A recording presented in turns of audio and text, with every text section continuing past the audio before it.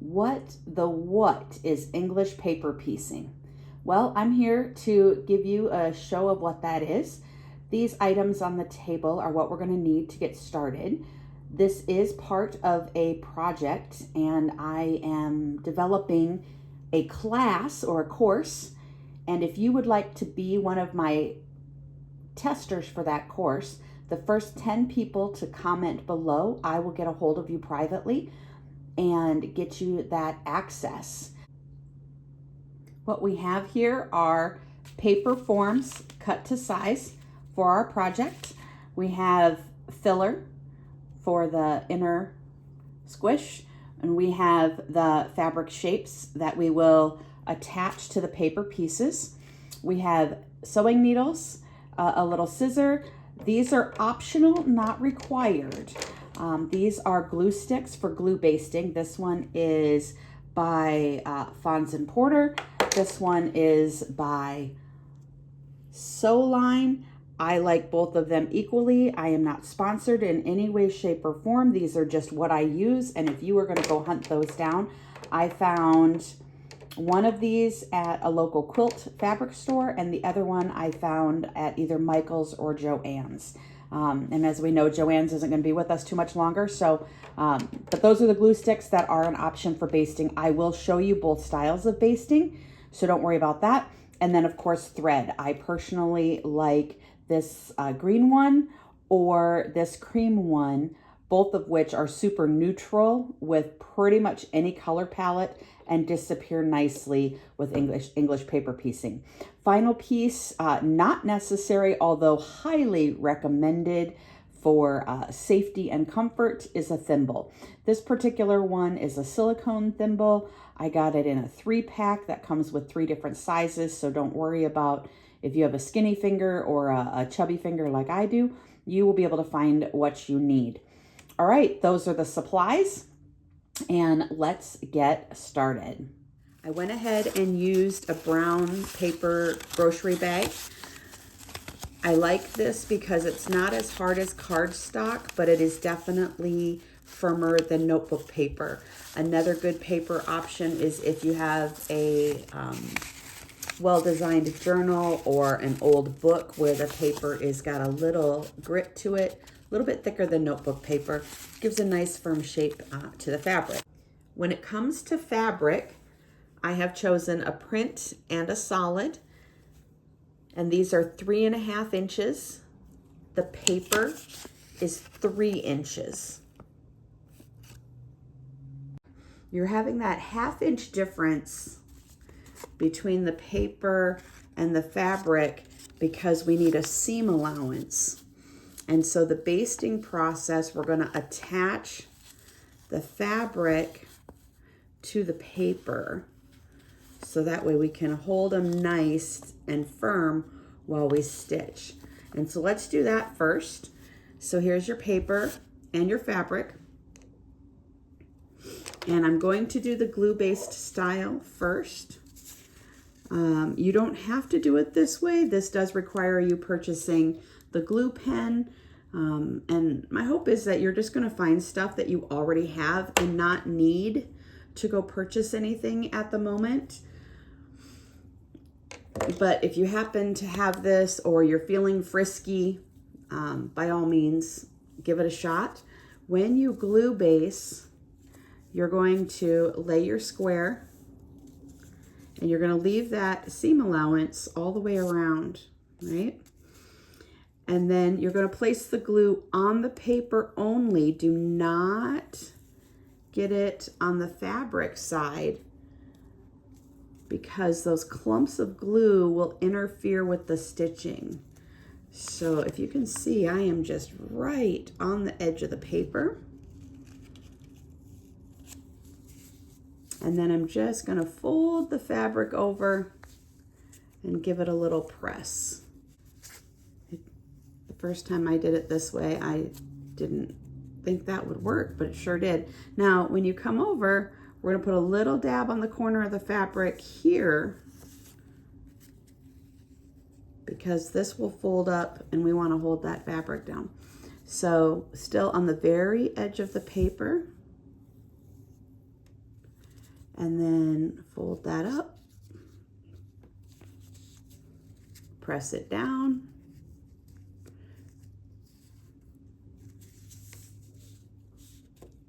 press it down, and then again just on the corner of the fabric but at the paper line and across the edge of the paper,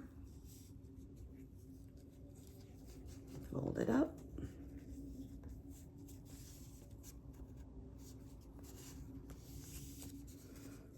corner of the fabric, corner of the fabric, need to erase my glue, twist, and just along the edge, boop, and fold that up.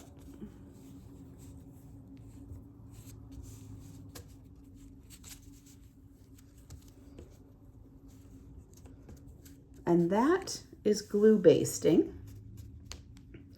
This glue is water soluble. It will wash off. It will allow us to get the papers out when we get to that stage of things. And so no worries there. Can you use a regular Elmer's glue stick? You could. I don't know how well that washes out. It has been strongly discouraged in all the trainings and in my experience. So I just don't mess with it. So glue basted, glued, and that square is now at 3 inches, and we will be able to stitch right there. And I'll show you that in just a minute. First, sew basting. So I'm gonna do a print one this time. Now, when you do this, you want to have the wrong side up. You see how you can really see the color on this side? This is the right side, and this is the wrong side. With this particular fabric, I didn't mention that because it doesn't necessarily have a right or wrong side. It's a completely reversible, so I didn't worry about it then. But here's the wrong side, here's the right side down, paper right here. All right, now we're gonna sew baste this one. And these are the 2 threads that I typically like to use. You can also color match. I do know that when I start stitching this, these don't show up well on camera. And so I have brought along my blue, which will also match the fabric, but we should be able to see that better when we get to the stitching part of things. We're going to take a good length of thread.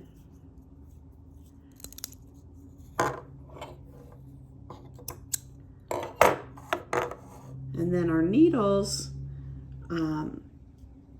I use milliner needles. I buy this packet because it has several sizes of length and thickness. So when I'm doing the paper basting, I use my thicker needle because it's just stronger to get through the paper and such. And then when I do the stitching, I use a little bit of a thinner one because it gets through the fabric smoother. So we're going to go ahead and thread this needle.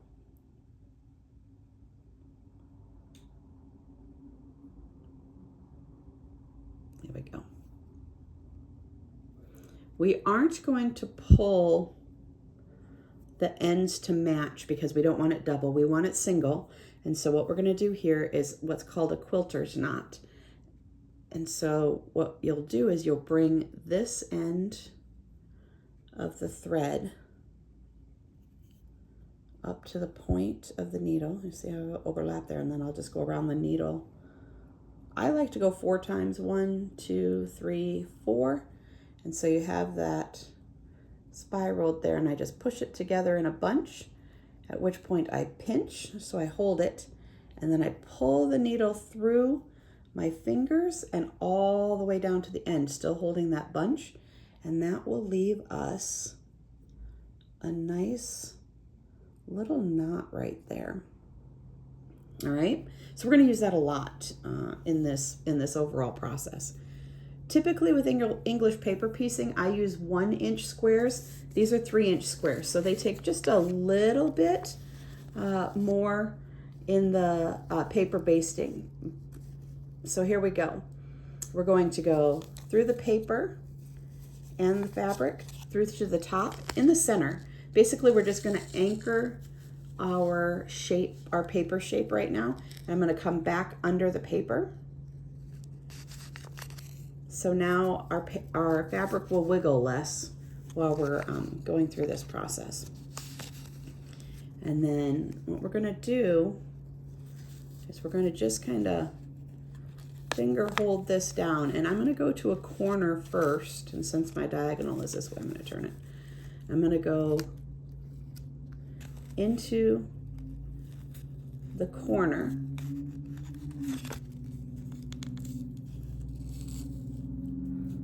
and then holding that down, I'm going to watch where I'm at here.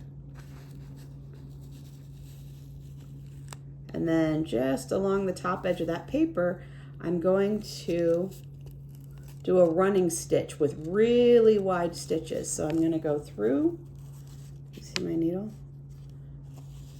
and then back up.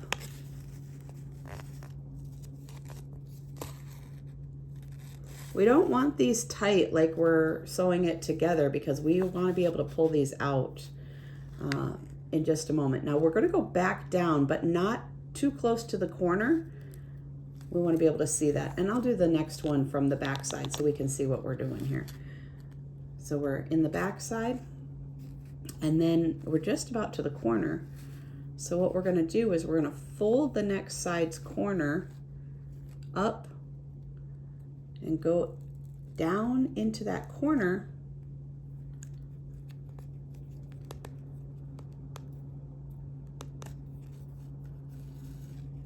and anchor it. Okay, and we're going to keep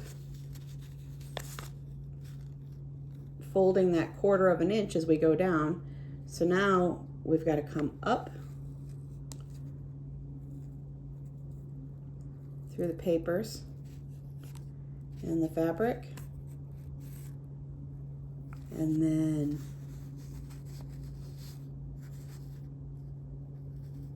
running stitch down. This part of my bag is doubled. Can you see that?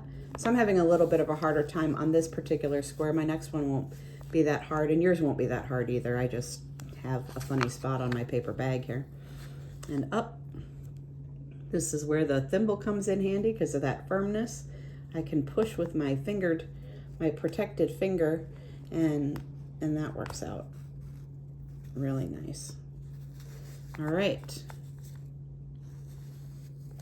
And because of our distance here, we're going to go down and up one more time. This one's going to be a little bit shorter because I'm to the corner again.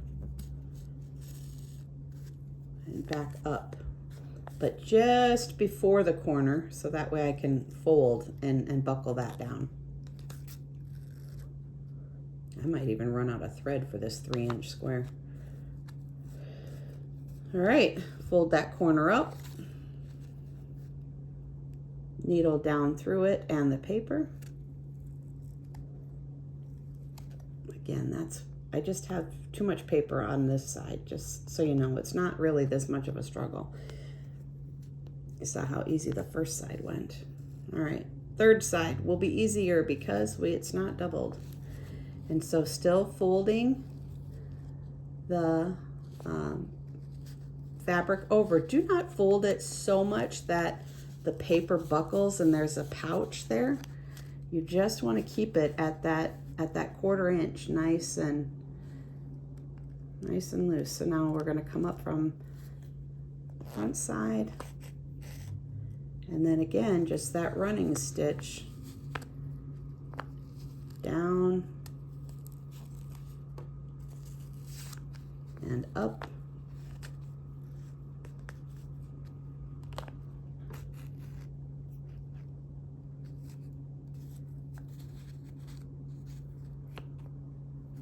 Down and then up again just before the corner because I'm right at that corner again. And I want to be on this side to tack down the folded spot.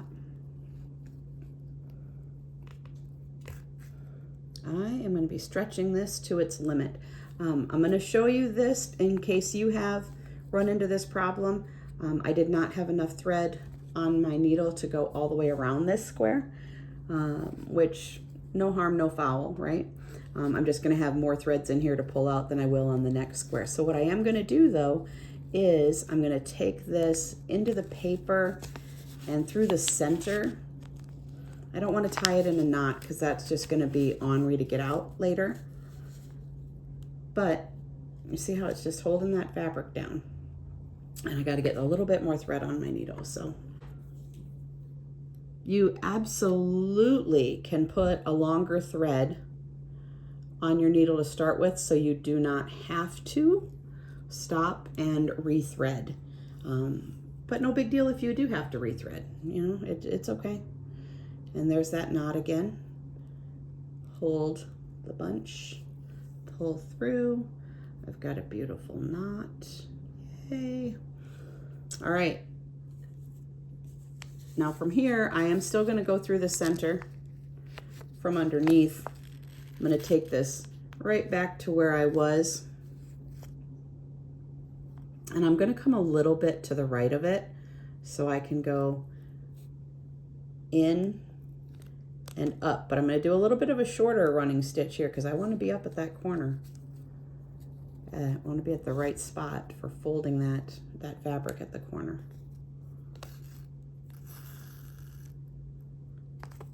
All right, final side. We're going to, this one feels a little bunchy, that's okay. It feels awkward. As long as that's tucked in, you're doing it right. So don't think you're doing anything wrong. I'm gonna go down. We're gonna make sure we're staying folded and come up through the paper and the fabric.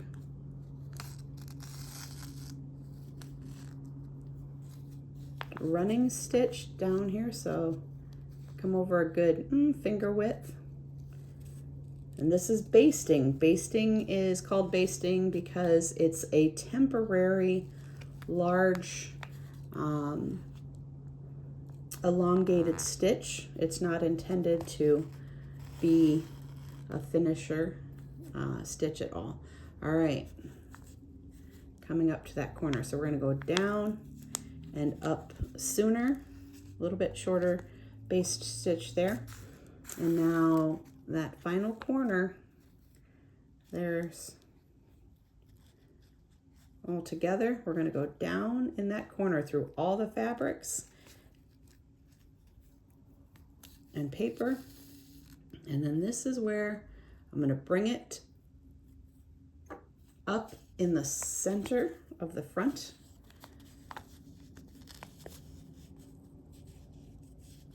And then go back through. You maybe don't need to go back through, but I love good support, so I do. And then once we have that there, we can cut the string, cut the thread. And now that fabric is held to the paper form via sewing. As you can see here, I have laid out 4 pieces. This will be a bigger project for those of you who will just see me stitch these two together. But when you cut these squares, you can turn it into absolutely anything you want to. And you're going to just follow the same process of stitching all of these together to make it as big as you want. All right, so I really wanted these elephants to face a particular way, which is why I laid this out. So now let's take a look at what stitching it together looks like. Here's my bottom 2 pieces. I want to make sure they face this way. And so I'm going to put right sides together, knowing this is where I want to stitch. I'm also going to point out quickly here that this is a thread-based square and this is a glue-based square. My personal preference overall is the thread-based. It leaves a little bit more air and space when it comes to stitching, and you'll be able to feel that in a little bit. But you can do whatever you want. They both work, and the gluing takes less time to get the basting done, and in the end process, I prefer the threading. So there you have it. All right, I did keep thread on my needle so we can save time in footage there. But I am going to go ahead and make that knot. 1, 2, 3. Come on through. All right, let's double check this. Where am I sewing? Yep, I'm sewing on this side. All right, so we're gonna lay those edges together.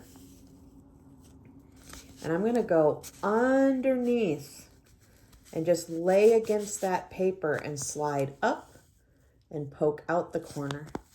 And I'm gonna pull till that knot just snuggles in there. All right, and then the process is get into this corner and back over. The process, where's my thimble? Oh, it's all the way over there. Sorry about that. Push that through.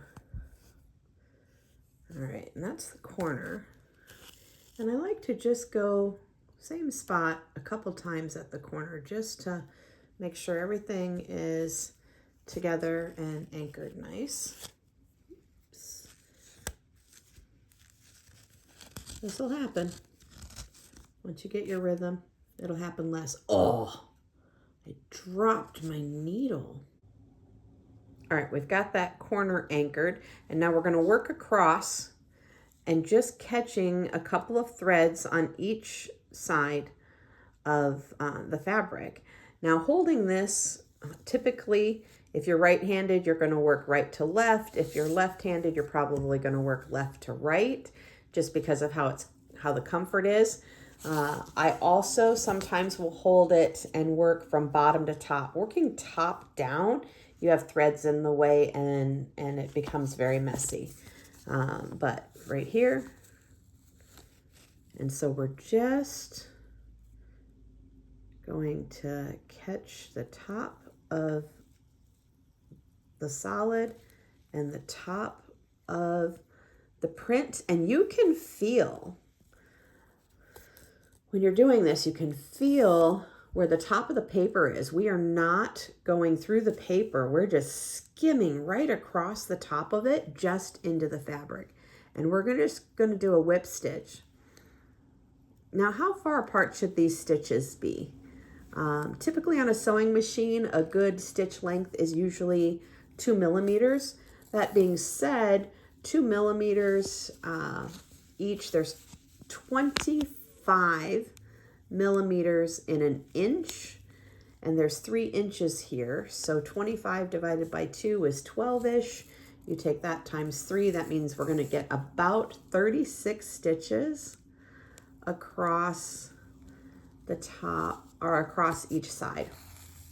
All right. And so we're just scooting along. We're just grabbing a couple of threads from each side, just staying on top of the paper. And like I said, you can feel it. You can feel where the paper's at. And so you just get just above the paper, grasping a teeny bit of fabric on each side.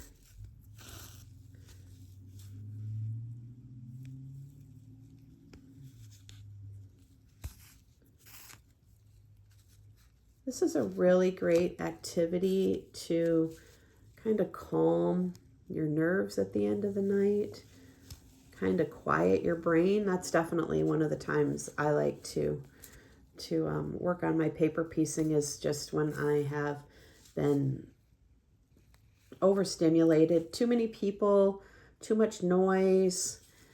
I've got a lot going on. I just, I really want to calm down and put the troubles of the day away. This is a great activity in those times. It's also a nice portable activity. You can keep pieces in your purse or in a little pouch or a little kit, a little sewing kit. I have a pencil-sized case that I keep thread, needle, and pieces with me pretty much at any time, whatever project I'm working on, because I can sew some together. If I'm riding the public transportation, I can stitch on my ride. I can, on a road trip, stitch as a passenger. I don't take it to church and stitch while the sermon's going on. I do have a friend who knits at church. Just, it kind of helps her focus on the pastor, to keep her hands busy. So, you know, I don't know, maybe at your church that isn't looked down upon by any means. I mean, not that we care what people think, but when I'm at church, I take notes. So busy work is not something I do at church, but I have seen seen that in places where people will keep their hands busy. Just finishing up this last little bit. Catch my thumb there, huh? Did you see that? Just a little off of each top. There you go.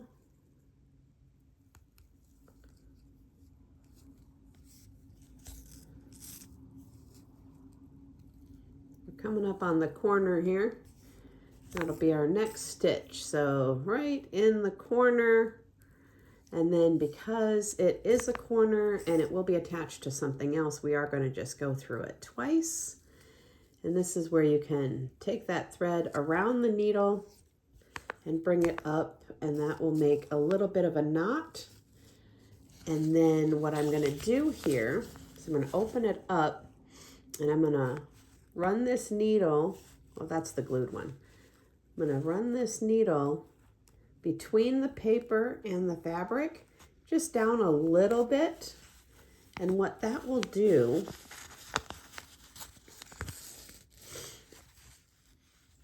is when I nip here, that will hide the end inside the seam allowance there. But what happens is we'll open this up, and boop, we have those attached. And you can tell, if you can't really see the stitches, and if we pull it apart, there's no gapping. That is a really nice. So to continue on with regular paper piecing, you're just gonna attach as many boxes as you'd like, and make whatever you want as far as sizing is concerned. This can turn into a quilted project. Look forward to some more videos on those steps.